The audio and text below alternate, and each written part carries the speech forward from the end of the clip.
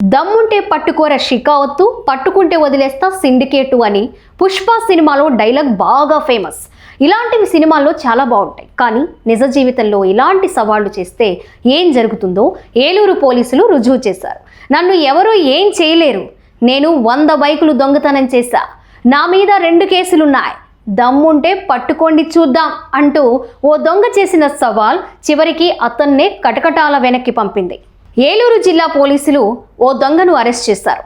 బైకులు, స్కూటీలు చోరీ చేస్తున్నాడు, వచ్చిన డబ్బులతో జల్సాలు చేస్తున్నాడు. బైకుల చోరీపై ఇప్పటికే కేసులు నమోదయ్యాయి కూడా. ఇక ఇదే దొంగపై 2 కేసులు కూడా ఉన్నాయి. అయినా సరే ఈ దొంగగారు మాత్రం మద్యం మత్తులో రెచ్చిపోయారు. ఏకంగా పోలీసులకే ఛాలెంజ్ విసిరాడు. ఫుల్లుగా మందు తాగి దమ్ముంటే పట్టుకోండి అంటూ కాలర్ ఎగరేశాడు.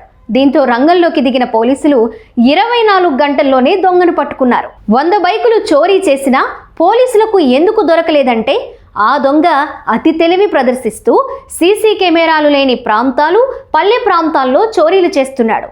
దీంతో టెక్నాలజీ సాయంతో దొంగను ఏలూరు పోలీసులు అరెస్ట్ చేశారు. చేసిన తరువాత వాళ్ల స్టైల్లో ట్రీట్మెంట్ కూడా ఇచ్చారు. ఏం ఛాలెంజ్ చేశావో చెప్పు అంటూ ఏలూరు ఎస్పీ ప్రతాప్ శివకిషోర్ ప్రశ్నించారు.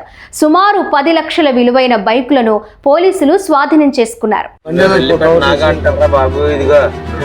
100 బండ్లు 2 కేసులు ఉన్నాయి.